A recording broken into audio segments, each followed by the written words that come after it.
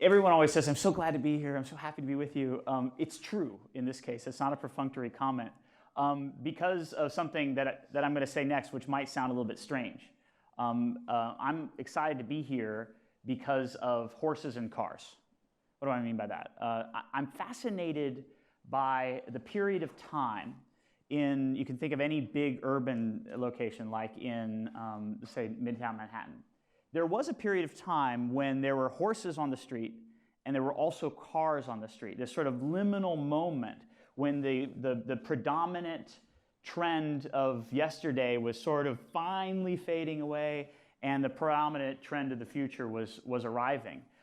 We're at a very similar moment today in the business that I'm in the business of brands. I've been here for over 12 years. I've seen the creation of the current state of affairs, and I'm witnessing now it leaving.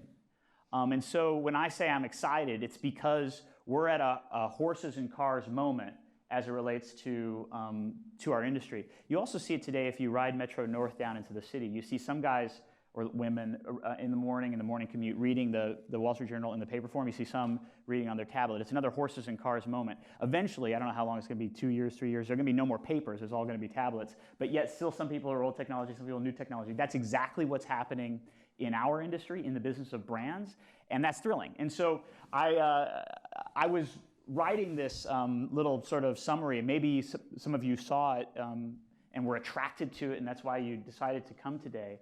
This little summary is interesting because it's also a humbling moment. I'll tell you a little story. I wrote this, and I was testing it on my 3 daughters, which are 8, 11, and 12, and I read this whole thing, you know, as a discipline, the care and management of a brand has undergone significant transformation, blah, blah, blah, blah. Far from its roots is simply an identity for businesses. The brands of tomorrow will enable firms and customers to co-create economic and social value that is truly meaningful. And I was so excited when I said it, and I finished the statement, and my middle daughter said, wait, what did you say? And it was really deflating that she didn't even understand a word of what I said. So I'm reminded of that now, that in the midst of this, if I get excited and sort of carried away with this content and the future of where our business is going in this horses and cars discussion, and it ceases to become relevant and you find yourself saying, wait, what did he say? Just stop and let's talk about what you want to talk about, or let's ask the questions and have the conversation. Because, you know, I'm excited, but you may be much more like my middle daughter than you are like me. I don't know. I told my middle daughter that I was going to mention her this morning, and because she's a child of the sort of post-digital social age, she said, oh, will you show a picture of me? So I promised her that I would show a picture of her. That's Catherine. Hi, Catherine. You can't see me, but I still say hi to you. All right, so let's get on with the show. I am from Interbrand. I'm the CEO in the New York office. I've been here for over a decade. AJ's on the strategy team, helped me build this presentation, do a lot of the thinking behind it. Rather than tell you any more about our firm, we just thought we'd show you a little bit of a video that gives you a glimpse of what it's like to live and work within Interbrand.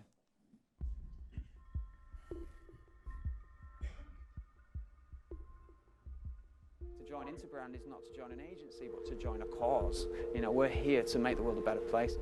We don't just change brands, we change an entire company, entire categories of business. I wanted to really work in a place that was leading the discussion and was working with brands at a global scale. When I started at Interbrand Health, we were a naming company, and now we are one of the world's premier brand consultancies within healthcare. We don't hire great designers, writers, and strategists. First and foremost, we hire great people. It really makes a difference when you love the people you work with. I spend the majority of my time with these people, and it's with huge admiration and friendship that I work with them. People are really down to earth, don't take themselves too seriously, but incredibly talented. I find it really inspiring to work with them. Full of energy, full of ideas, incredibly ambitious. We take the work more seriously than we take ourselves. We essentially answered a tweet from a chef in Sydney who was looking for a graphic designer to help him design a logo for his truck.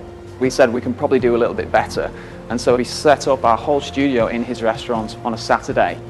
25 machines, 4 different teams, and we essentially created a brand for him in a day. The week after that terrible hurricane struck the city in New York, people just rented a bus, drove all the way out into the affected neighborhoods, and helped by distributing food, cleaning up the area. That is the spirit and the mindset that Interbrand has, which is being collaborative, going out and helping when help is needed. So the greatest thing about Interbrand is that it's as great as you make it, and there's so many resources at your disposal to be able to have the career of your dreams. I had actually reached a point at Interbrand where I wasn't quite sure what I wanted to do next. I was able to have a very honest conversation with HR in London. I have amazingly ended up here in New York, and I can safely say it's probably the best decision I have ever made. I've been here at Interbrand for 10 years, so I interviewed when I was a junior in college, and my first job coming on full-time was the executive assistant to the president, and now I'm the director of client services. It's never boring, it's never monotonous.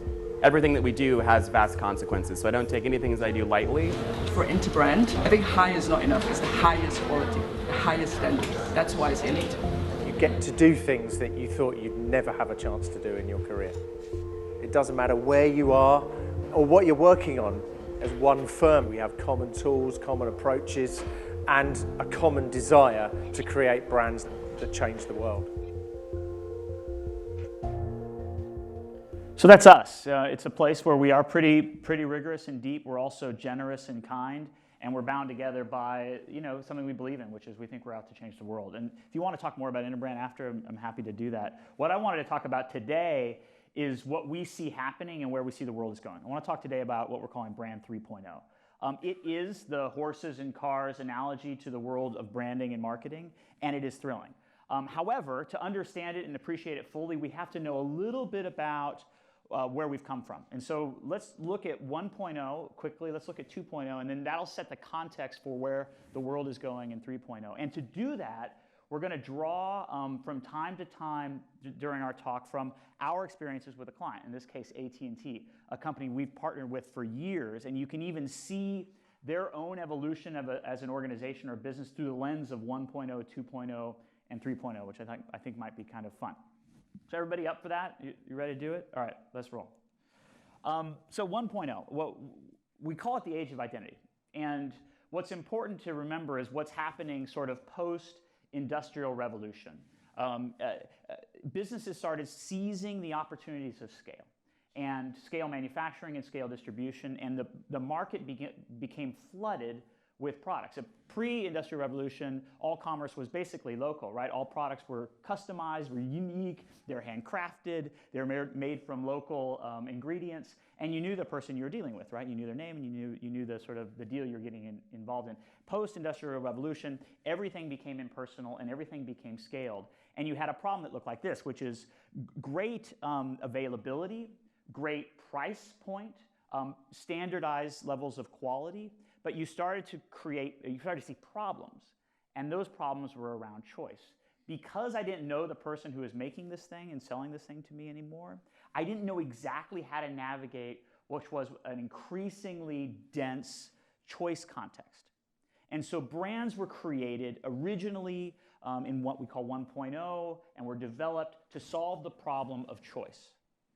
And so you could see brands then start to come alive. Brands like Coca-Cola and BMW and IBM, the great sort of brands of 1.0 that have a very strong identity, and they were using that identity to solve two problems: differentiation and identification. Differentiation, stand out from the rest of the choices. It all started to look the same and all started to look a bit commoditized.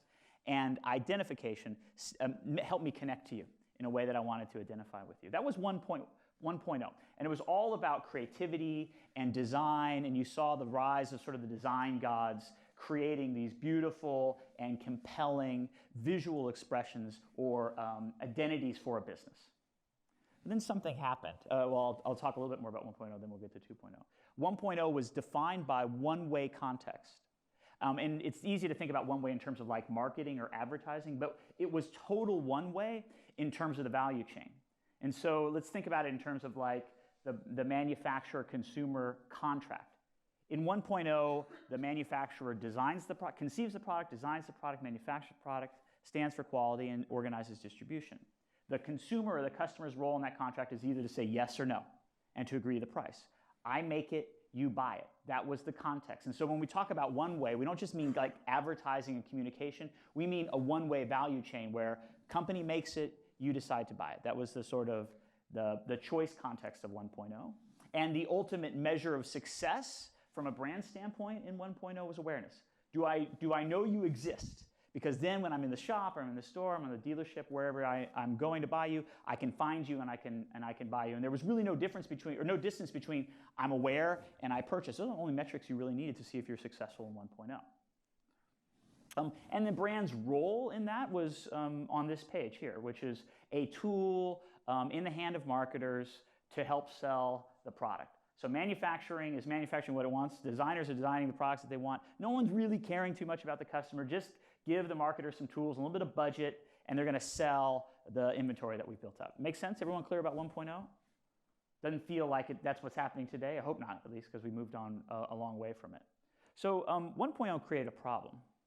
And that problem is what we call the problem of value. So what's happening in the 80s and 90s in boardrooms around the world?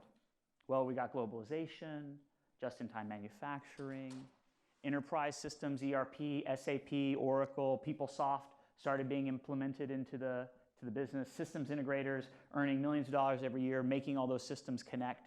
And that created an elevated level of discipline and data within the management of organizations globally.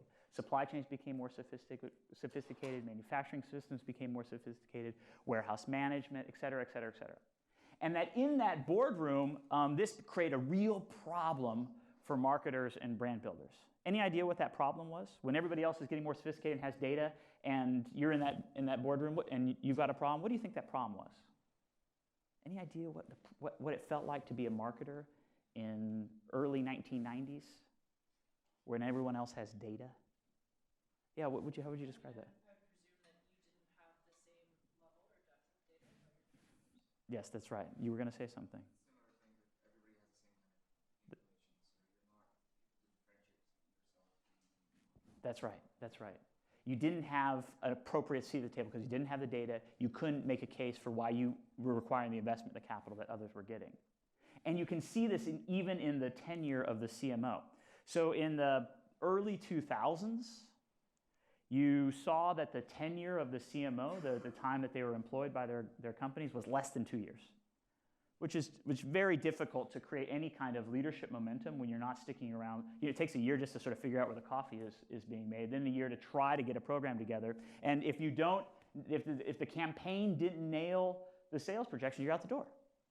Because I didn't have the data, I didn't have the facts, I didn't have the rigor that my colleagues in manufacturing and engineering, et cetera, had. I was desperate for a seat at the table. And so facing the problem of 2.0, we tried to help. Interbrand is, if we're famous for one thing, it's for creating brand valuation, which is now a sort of a benchmark or undisputed method for valuing the economic contribution a brand makes to the business. We launched it in 1997. We then created a list of the best 100 global brands that we publish every year. Some of you may have seen this list. Coca-Cola was on the top of the list for many, many years. And this was a reaction to the problem of 2.0, which is I'm a marketing or advertising person. I don't have a seat at the table because I don't have data. I don't have facts. I can't talk to the CFO because he thinks all I do is fluffy stuff, right? When we launched the Best Global Brand Study, it instantly resonated not only with that marketing community, but with the business community at large, who equally were having a problem with the old adage, the Wanamaker adage, I spend 50% of my advertising effective, I just don't know which 50% it is. It's a big problem, right? And so this became something that started to meet the need of the problem of 2.0, which is, what's the value of all this stuff and how can I earn a seat at the table, right? And our work with AT&T actually started at that liminal moment when the world was moving from 1.0 to 2.0. And we've got a little video that introduces the challenge that we started facing at AT&T. It starts off loud, but it calms down, so don't be too jarred. Meanwhile, big news in the telecom industry. Singular is changing its name to AT&T. It is a crushing blow to those of us who have come to love the Singular trademark, whatever the hell that is. As you no doubt remember, Singular was co-owned by Bell South and SBC, which had been Southwestern Bell and Ameritech. which before that had been Illinois Bell, Wisconsin Bell, Michigan Bell, Ohio Bell, and Indiana Bell. All of those used to be AT&T. A couple of years ago, Cingular bought AT&T Wireless and renamed it Cingular, but then SBC bought AT&T and changed its own name to AT&T. Then that new AT&T bought Bell South, changing its name to AT&T, making it only logical to turn Cingular into AT&T. And down here too. In other words, thanks to America's antitrust efforts, the country has gone from this to this. Yes. AT&T is the T1000 of corporations. No matter how many pieces you break it into, it always comes back together. So that was the start of our relationship with AT&T, and it started in a 1.0 moment when SBC, which was the old RBOC, the Regional Bell Operating Company that had been, as characterized by Colbert, broken off, they bought AT&T. And they came to us and they said, what do we name the company? Should we call it AT&T or SBC? And what should the new logo look like? And those are the classic requests of the brand company or the brand consultancy in 1.0. Give me a name and design a logo.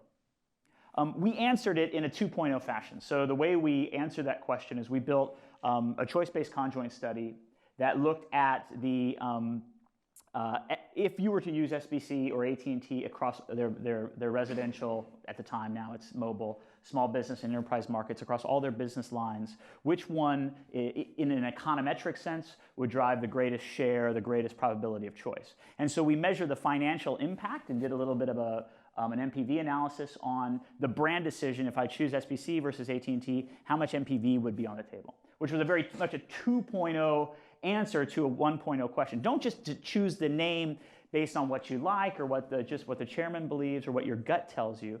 Do it based on what's going to create the most economic value. And we sort of won that argument and have continued to work with them from that day. And that's a moment. That's the horses and cars moment from 1.0 to 2.0. From all the drivers of 1.0 for us were all about globalization and M&A activity, companies merging and needing new logos.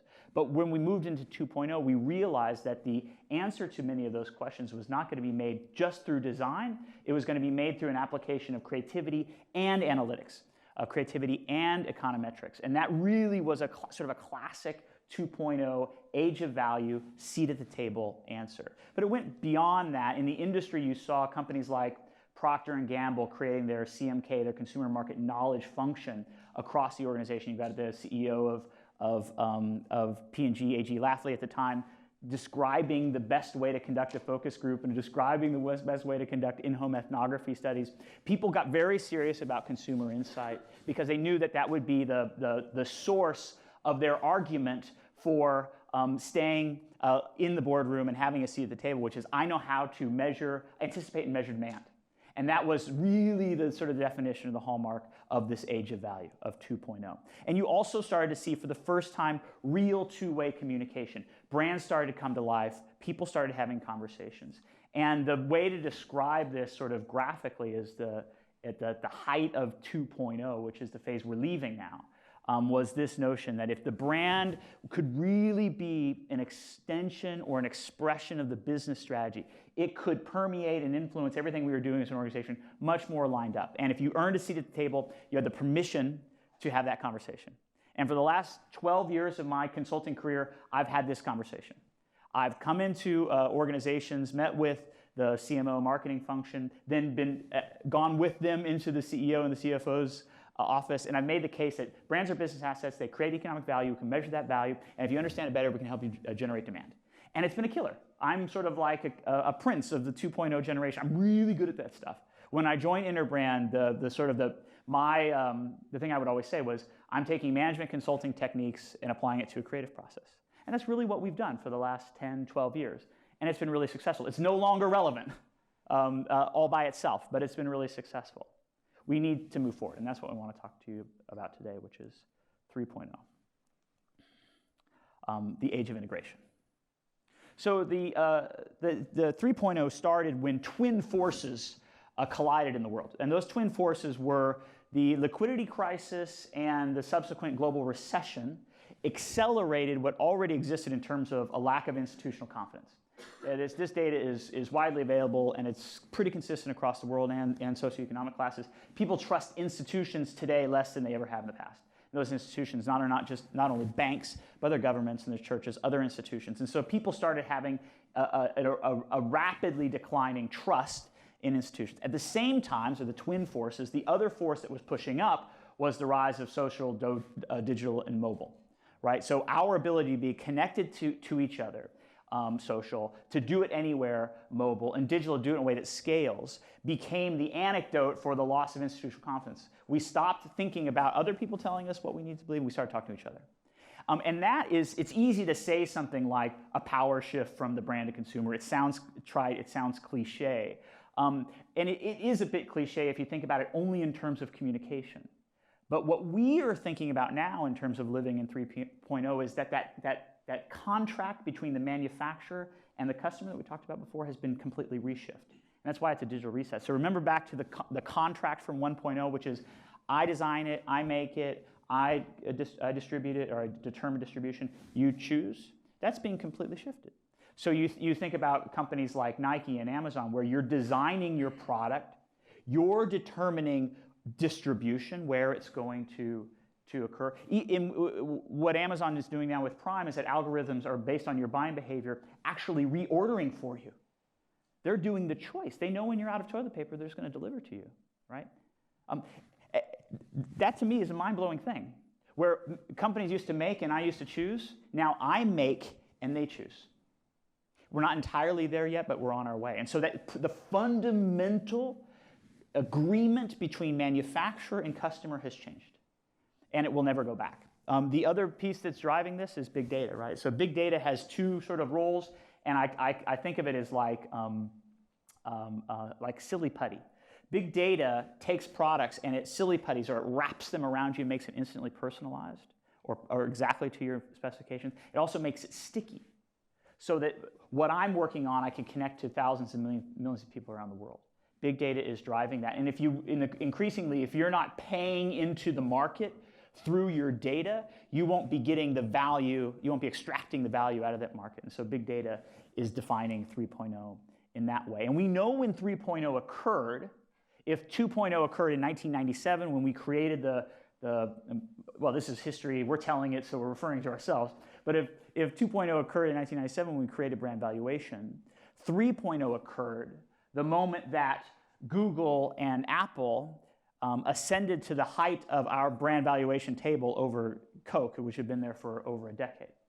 And these are 3.0 brands. They're building integrated ecosystems of experiences in which people can design products, can make connections across other manufacturers and with other people. That's a 3.0 offer. It's increasingly in your hands, and it's fueled by big data. And these are 3.0 companies. Apple's probably the greatest 3.0 company of them all. They've been doing it for over a decade, and when they created the App Store and iTunes, their ecosystem took off and they became 3.0. I started designing the basic parameters of the product and of distribution. So what's driving the successful 3.0 companies? And how could you be one too? How could you build a 3.0 brand? There's 5 things that we think are defining the rise of the 3.0 brands. The first is what we'd call two-way transparency. Increasingly, the transparency that everyone was asking for at the sort of the beginning of the global recession in terms of tell me who's behind the scene, tell me who's running this company, is now becoming sort of an economic two-way transparency. A great example of that is GE and Quirky, where GE opens up its patent codes, Quirky comes in and makes products, we all get to benefit from that. We'll increasingly start seeing two-way transparency in terms of your data. So today, Google, we all know it, they sell your data, and other companies that are collecting your data are selling your data to other partners. Increasingly, we anticipate that you'll know to whom they're selling it because you'll want to start extracting value from the fact that they're selling it on to a pharmacy or to a clothing store or a shoe store. So it's two-way transparency will continue to dominate how business gets done. You also see purpose centricity. So heritage-based branding no longer really works.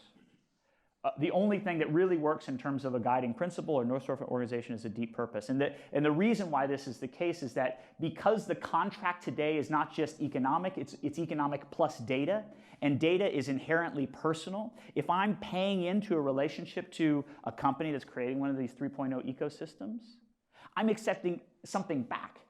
And if I'm doing all the designing of the product and determining of the distribution, right, if I'm doing all this work, you better be giving something back to me. And one of the things that the best 3.0 brands are doing are they're giving back purpose. So I pay in with my data, you give back through purpose. And that is the antidote for the loss of institutional faith and confidence that we see in the markets globally. And Tesla's a great example of that. It is a thing, but it's for something. And that's why people are in love with it. Contextual control. So we've talked a little bit about this, and it's really important. Increasingly, the role of the enterprise and the firm is not to make the thing, but to create context and ecosystems that allow you to make the thing. And Uber is a great, pure example of this. Uber doesn't make the thing it sells. The thing it sells is cars and transportation when you need it, right? They don't make that. They create context for that to occur. And increasingly, this will be the responsibility of the organization and the firm, not just in transportation, but in all sectors, in industrials, in manufacturing, in consumer goods. Creating context for you to pour in your data and your interests to create products and service experiences that you want, that you'd be willing to pay for, to ascribe value to. So contextual control, that's that flip of the value chain from I make it, you buy it, to you make it, I help you buy it. The funnel has completely been dislodged. Everyone's talking about how the purchase funnel, which is like identify a need, gather information, compare alternatives, make a choice, post-purchase evaluation. Everyone says, well, it's no longer linear. That's true. But what's interesting is it's completely flipped as well. You can experience, in many instances, the product and the brand before you've even made a decision to buy it. So Warby Parker is a great pure example of that, where you can get the glasses in the mail, you can try them on, you can hang out with them, you can experience the brand in full before you even make a purchase decision. The shift in the context couldn't be clearer in terms of experience first. And then lastly, these ecosystems, of course, are driven by data, and that connects it all together. And Google is probably the best example of the complete ecosystem. So this is what's driving 3.0 brands, right? They're creating, they're organizations that connect business to people, people to each other, people to society, and creating shared value for all. Yes, there's economic value for the firm on the other end, but there's deep personal and social value for me. And the only thing that's changed is everything. The role of who's doing what has changed, right? The power has shifted, and it will never go back. We will never go back to horses. We will never go back to paper editions of the Wall Street Journal. We will never go back to a linear value chain where the manufacturer is manufacturing, designing, and distributing the product. It will be like this going forward. That's Brand 3.0. So let's go back to our friends at AT&T and see how our work for them has evolved from helping them make an econometric-based logo and name decision to the kind of work we're helping them with now. And the case I'm going to show is connected car. And the connected car case is a great example of this sort of model that defines 3.0. If you remember, the first graphic we showed you had the brand as sort of a tool for marketing. And then the brand kind of came into the middle to be an expression of the business strategy. This is the role of brand today. It's got a person directly in the center. It has their ecosystem of experiences wrapped around it. And the best organizations in the world are integrating their functions, R&D, finance, HR, marketing, et cetera, to deliver content and capability into those ecosystems. That's the role of brand in 3.0, or the age of integration. And now let's look at the work we do with AT&T on connected car to get a sense for how that might live in an actual project. The connected car. What is that exactly? Aiming to lead this new category, AT&T needed an answer. But they knew a connected car could be many things, and they didn't want to limit what they might offer, design, or create in this space. The challenge? Define an offering flexible enough to be almost anything, and tell a story to convince auto heavyweights AT&T could deliver the cars of the future. We started by defining a proposition that expressed the vision for their brand. Then we defined their story, with messaging designed to inspire OEMs with possibilities and reinforce AT&T's strengths. Next came the visual identity, inspired by our messages and the curve of the road. Then came the names, one for the platform and another for their space. A custom-built showroom and workshop for partnership and innovation. Then we helped them design the Drive Studio experience and launch AT&T Drive to the world. AT&T Drive. The world loved it, and our clients too. And AT&T achieved their connected car goal, leadership in the category, and lucrative partnerships with the auto industry's leaders.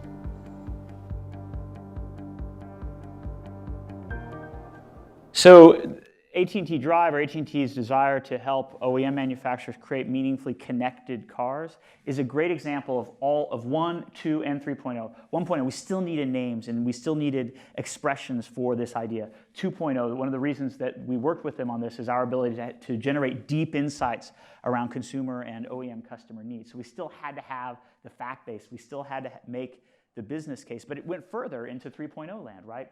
It was about two-way transparency between manufacturers and AT&T and consumers. It was about big data, being able to bring my data and my connections into the car, right? It was about all those aspects that define 3.0, creating these connected ecosystems that allow people and businesses to connect to each other. It's a great example of 3.0 in real life, and it's fascinating work. It's much more fulfilling than just doing the identity suite or just doing the strategy. We're actually engaging in and making things that are experienced and at scale because we're talking about big data. That's 3.0, and that's the kind of work we're doing on a daily basis today. I'm going to pause. I've been talking. I fear we may have gotten into the wait, what did you just say? Moment with my middle daughter, because I'm pretty excited. I'm on a roll. So let's stop for a second and just see if there's any comments or questions. I've got one final sort of thought, which is, well, what happens after 3.0? But before we go there, any comments or questions?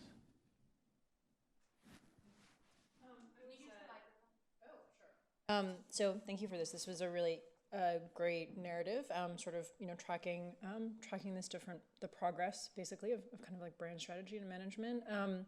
But I'm wondering, so in the 3.0 stage, a lot of the examples that you were speaking about were not there was necessarily a tech focus, but they were sort of products or services which really lend themselves to sort of creating these connections between different, different kinds of companies and different kinds of services. But what about really analog products like snacks or, milk or something like that, where the product, at least at first glance, doesn't really lend itself to creating these different experiences and ecosystems? Are marketers who are working for those, on those kinds of projects, are they just sort of out of luck? Is this not something that they're able to enter in, or is it a different? I don't know. Your thoughts? Absolutely. Yeah. No. We believe that the sort of disruptive forces of 3.0 apply to everyone. I'll give you two examples, two sort of analog examples. One, let's think about like big industry. So the manufacturing of power grids or of turbine power generation systems or big pieces of technology. I'm thinking of like the Siemens and the Honeywells and the Siemens of the world. 10% of their revenue, I'm making a broad sweep, but just say 10% of the revenue is coming from software.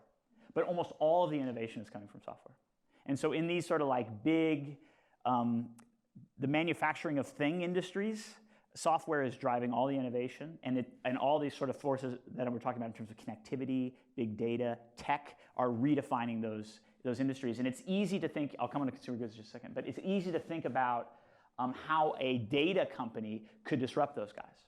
So if I'm making a fossil fuels a turbine that's extracting power out of the earth, if most of the value out of that is increasingly about software and intelligence, a smarter turbine, not just a quote-unquote sort of a dumb box, I could be a smart software company that never actually makes a physical turbine, but starts to extract value from the turbine vertical because I bring the intelligence that makes that thing run. And that's why all these great companies like Siemens and GE are investing heavily in connecting the world and having software competence, because they realize that's where a lot of the value is going to come from. So that's a great analog example. Another, you mentioned like snacks or milk.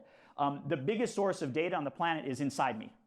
You know, we have trillions of data points, all this different DNA, right? There's tons of unexplored data within meat. And it's not hard to see that the connection between technology and that source of big data is going to drive all kinds of innovation. And immediately, anything that's sort of going into this source of big data is going to need to be sensitive to that. And so it's not far-fetched to think about sensors, whether those ingestibles or wearables, that are prescribing for me a nutritional profile that needs to match up to certain ingredients. You know, maybe I don't have any gluten in my life and I don't want gluten going forward. If I'm a snack company or a milk manufacturer, I better be really connected to how people are going to start gathering data on what I need to eat and ingest, because it's going to define how I'm going to start defining how I want to interact with nutrition. And I'm going to be looking for people who can do that. And so I don't know what a customizable jug of milk looks like, but I'm pretty sure that in the not too distant future, people are going to be sort of self-prescribing a regimen of health and nutrition, and they're going to be searching the aisle, or probably more realistically, searching Amazon Prime for the perfect milk or dairy or whatever it is that matches their customized just for you nutritional profile. It's a great question, yeah. So it would seem, So it would seem to me that this 3.0 works really well for established companies, right? But for maybe a startup, you kind of naturally would need to go through kind of the 1.0, 2.0, 3.0, like the evolution of it in order to kind of get to that stage where there's interconnectivity, this kind of network. I mean, you can't even do that if you don't have brand awareness, if you don't have like understanding of your data in order to kind of build your business model, right? Sure. Correct way. I mean, I don't know if you see that 3.0 integrates that, or it just kind of makes the other two obsolete. I just didn't really get a sense of what the actual approach is supposed to be. Great question. So the question is, do you have to go through 1.0, 2.0 to sort of be a successful 3.0 business? And the answer is absolutely not. So the great analogy is, think about like a phone adoption, cell phone, mobile phone adoption in Africa. They never went through landline, they just went straight to mobile, and that's what's happening in 3.0 companies. So my responsibility is both in New York and San Francisco. And when I'm in San Francisco, I spend a lot of time with people who say, I don't have a brand, I just have this. And they hold up their app. And the app is the experience, is the product, is the communication, is the campaign, is the brand. And for them, sort of notions of 1.0 brand identity and brand strategy and positioning are actually pretty irrelevant. They're trying to create integrated technology experiences that scale and allow people to get in and sort of customize their own value add. So for them, this progression, in my experience, just on the front lines, is that this sort of progression is actually pretty irrelevant. They want to start at 3.0 because that's how they scale. And that's why if you look at the brands in our list that are sort of 3.0 companies, they're driving brand value creation and economic value creation much faster than the classic brands. I mean, sorry, just a quick follow-up. But that's, that example is in a place where you don't have the noise of kind of a developed market, where you may have a lot of players in this space that have already brand awareness or the other components, right? So is that so applicable? I mean, do you think that example is so applicable? It is. I mean, think about like hospitality. I mean, Airbnb is disrupting by starting as a 3.0 company the hotel market. And if you look at the reaction from the hotel market in the hotel lobby, they're aware of Airbnb quite poignantly. So no, I think my experience is people are going straight there, and they're quite happy to have that freedom. You know, going from 2.0 to 3.0 is a big systems challenge. They have all this legacy systems that have to be integrated. That's why the CMO's budget is on technology is equaling and soon to be exceeding the CTO's budget in technology, because these companies know that they're going to have to invest heavily in ecosystem creation in order to succeed. So I think most companies would be delighted to be free of the legacy and go straight to 3.0. Yeah, please. I was wondering about the purpose centricity and the fact that you said that heritage branding is not working anymore, because like my background's in luxury branding, and I feel like that's the only thing they know how to gravitate toward. Sure. And it's not working. Yeah. But I'm wondering if you have any insights or advice on what's next for them. Yeah, no, I think that's a good call out. Luxury is certainly a unique space, and the sort of dynamic on heritage versus purpose is probably less relevant to luxury. The challenge for luxury is less about purpose and heritage and more about maintaining the integrity of the luxury intent, as it's challenged by the seduction of appealing to sort of mass affluence. And that's where the luxury brands really have their tension, which is how do I keep that integrity? It's less about heritage, I think, and more about integrity. But yeah, they have a slightly different challenge, I think. I think it's a good call out. Anything else? Yeah, please. So thank you so much, first of all. You're talking a lot about company brands. What about personal brands? What about government brands, place brands? I mean, do you see a room for expanding the conversation about branding beyond companies and customers? Yeah, let's actually go there, because I think that's 4.0. So if you think about Interbrand in 3.0 and the future of our firm, the startling insight from 3.0 is what we were just talking about as it relates to the guys on the West Coast of the United States. It's when they see it, they think this is my app, or they think about it's my product, right? They think about this is my experience. They say this is my campaign, this is my brand. And so this is for us, the wake up insight around 3.0, which is the people who are creating economic value and creating the jobs and creating the sort of excitement in the markets think like this. Yeah, the products, the brands, the apps. They don't think in terms of classical notions of give me a brand strategy, give me a positioning, give me a logo. So we're having to react to that. And that's what's so exciting about being in our company right now. Then the next question is, well, what happens next? Interesting fact, a little bit of a detour, but it's a fun fact. Gillette, you guys know the razor company, when they release an innovation, when they go from like 3 blades to 4, they always have the next innovation designed and ready to go before they release the current one, which I always thought was really fascinating in terms of being that far ahead of the curve. Well, we have to be thinking about what happens after 3.0 as well. What does 4.0 look like? And I think 4.0, and oh, please, go ahead. Just before we get to this, I had a question.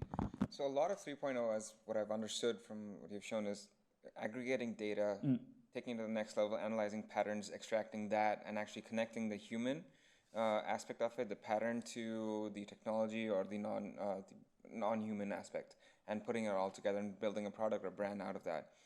Now, that data itself and that analytics which is being conducted is coming through great data aggregators like Google and Twitter and Facebook.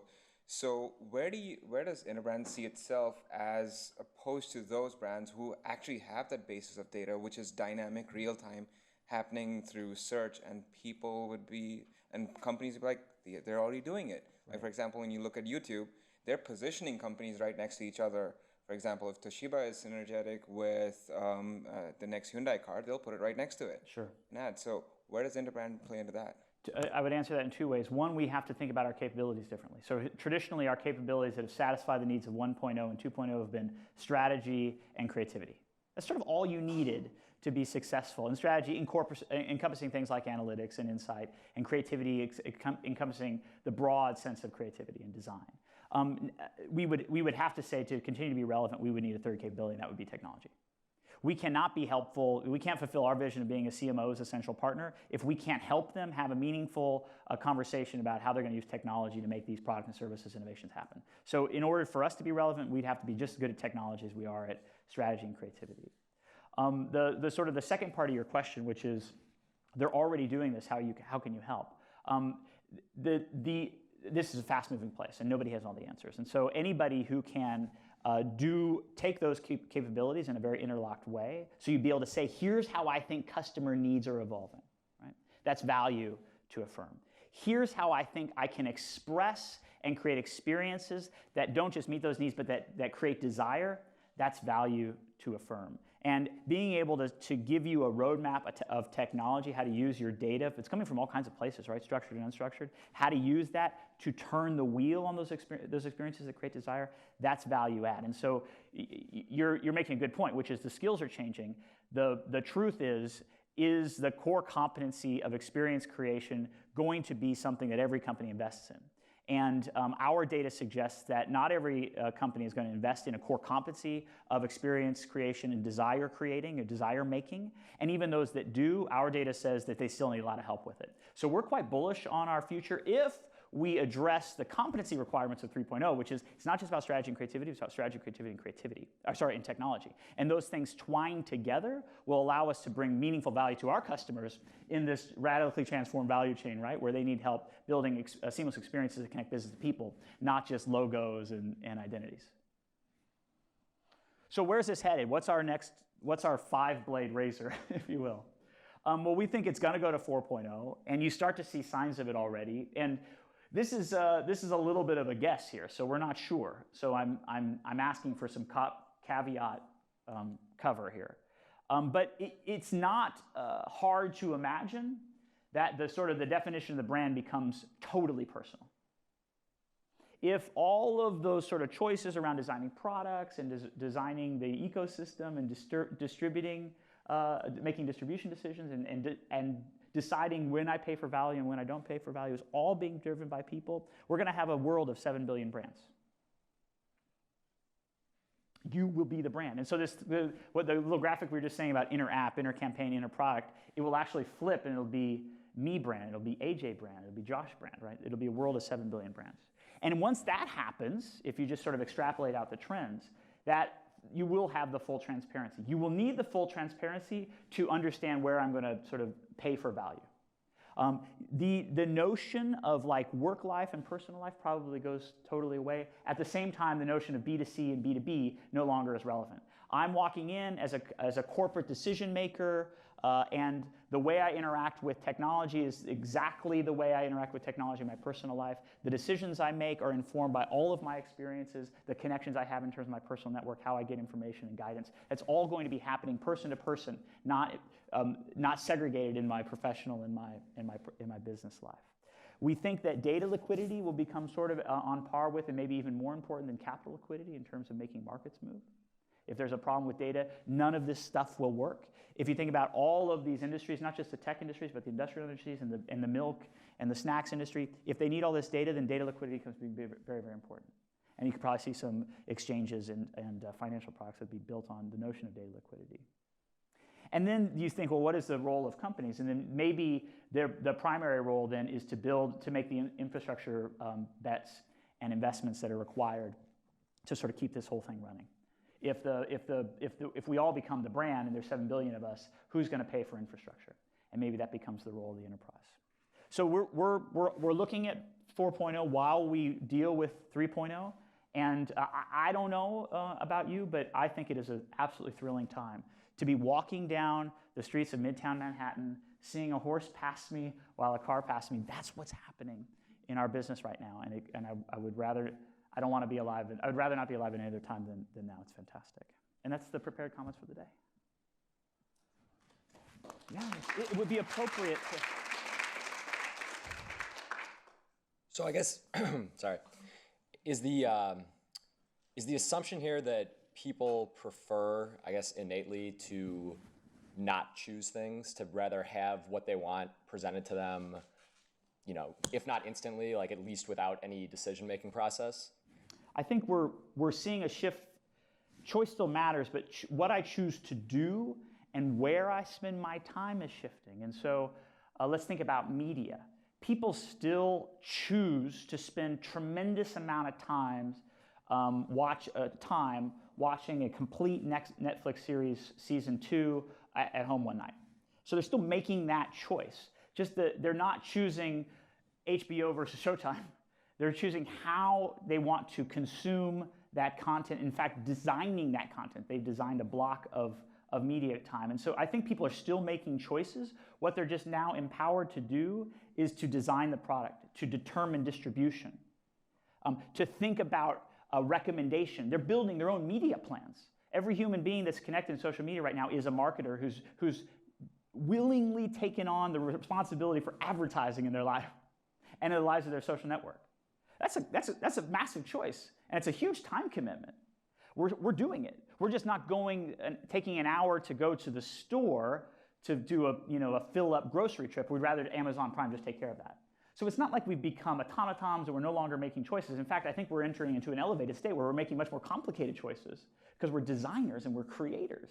We're not just sort of mechanical choosers. So choice still very much matters. It's the context in which choice is occurring has changed and won't go back. You are hooked now to your ability to define how you consume media. You're never going to want the alternative. That is true. Yeah, please. So I wouldn't disagree that... I got it.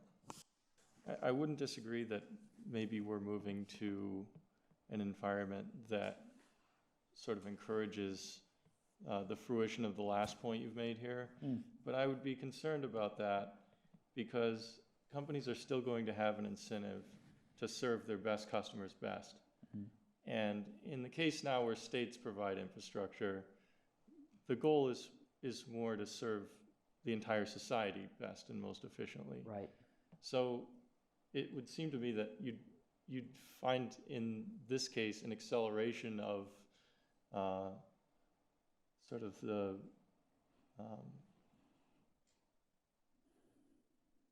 agglomeration of both wealth and share of income in this 4.0 scenario.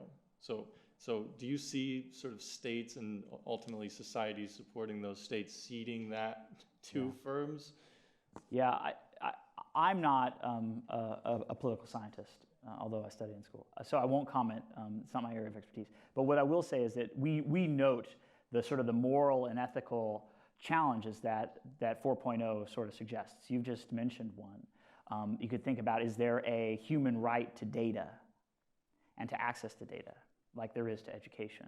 That's an interesting one. You've got very interesting issues as it relates to human biology and evolution. For the first time in our life, we have the base code for evolution. We can reprogram evolution, and that creates all kinds of moral questions. Not my area of expertise, and I don't want to go there, but you make some really compelling points. Somebody's got to have to sort out the sort of the ethical, moral gray area here, and we still need honest actors to help us do that, I would think. It seems to me that there's a big role for firms like yours in helping firms sort of set the context and the ethics for making this transition. Yeah, and maybe one of the governors of that is, two-way transparency. So one of the areas at our firm that's enjoyed tremendous growth in the last few years is corporate citizenship. So thinking about the company as an actor, how we treat not only employees and our own customers, but environments and governments and communities.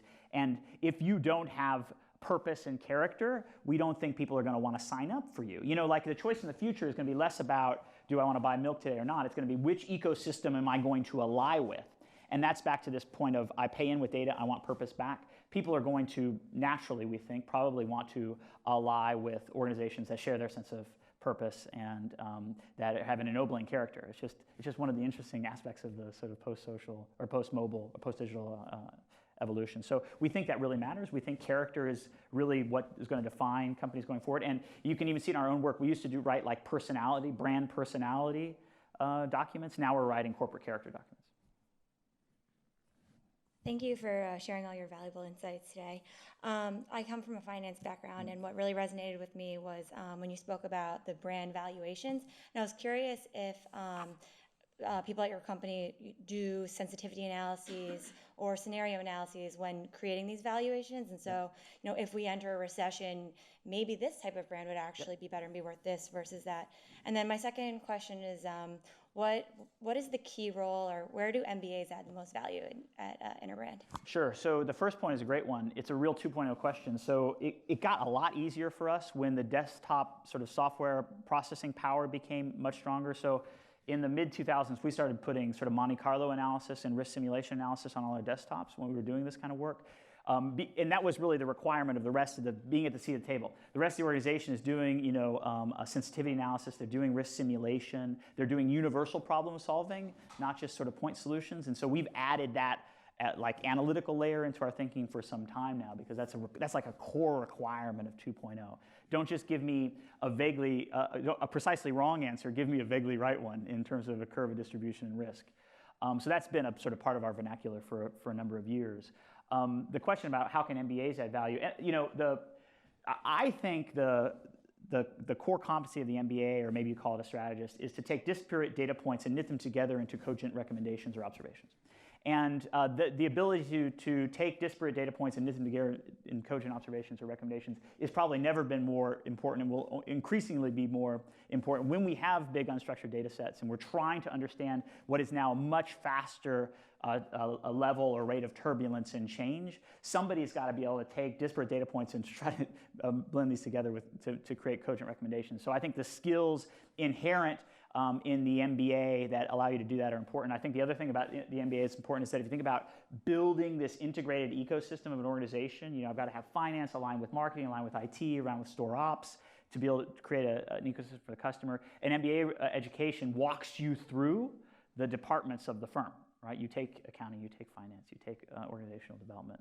And so you have to know the corporate asset eco-cycle and you're able to create the customer eco-cycle. And so if you don't have that sort of breadth of knowledge, I don't think you'd be as successful as those who do. So I'm still high on MBAs. Are applications going back up? I know it had dipped in recent years. In general, with business schools in the country. We don't know. Probably. I don't know. Okay, cool. That's a great question. What else is on your mind? One more, just in terms of valuation. So I think we all think of Google and Amazon, et cetera, as sort of big winners in the new ecosystem. Who do you see as big losers? Not necessarily just firm specific, but a lot of firms are changing their behavior or changing their practices to adapt a little bit. Do you see any as just destined to fail based on all the things that have changed in the last 10 years? Yeah, I never publicly talk about any specific firms. But what I would say is that, and I'll think back to my own business school career, I took a class called Corporate Diversification and Renewal, and it wasn't about business line diversification, it was about diversification of capability of thought. And I think you see those that are falling off our list or the other lists are being those that didn't sort of say, I've got a great market share, something must be broken. And so I think the companies that are destined to fail are the ones that don't answer the question, what's broken about my business model when they're performing at a high level.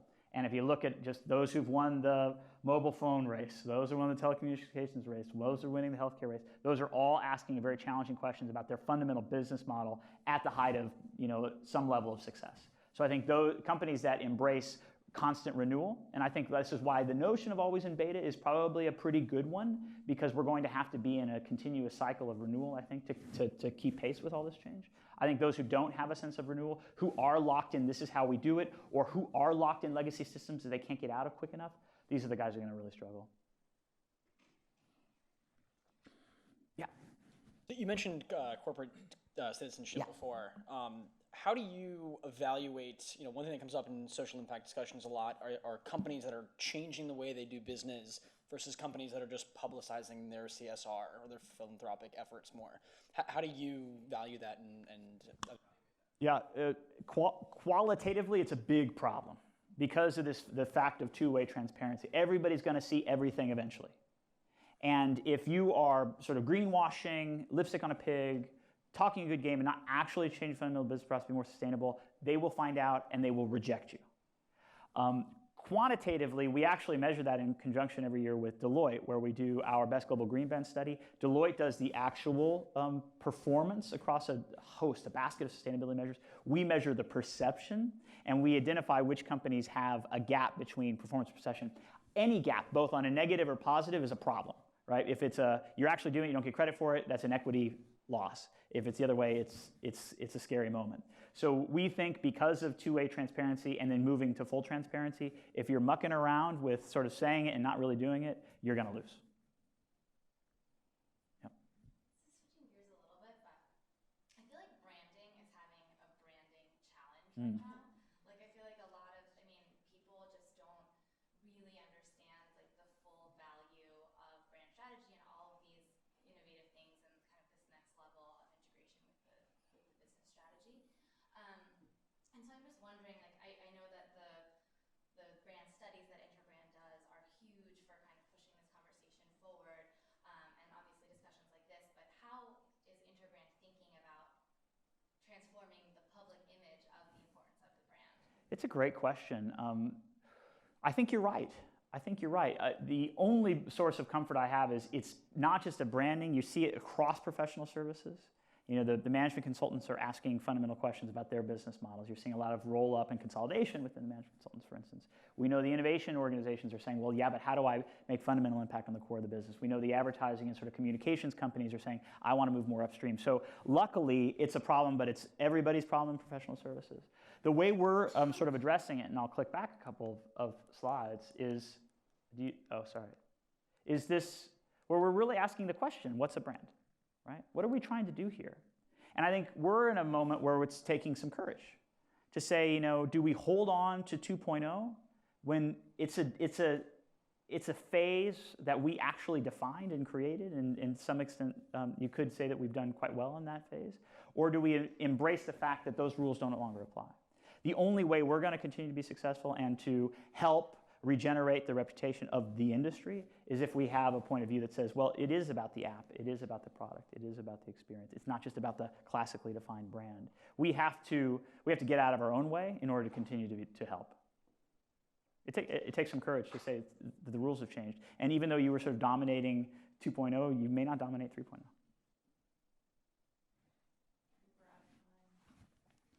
Let's end on Interbrand. Yeah, cool.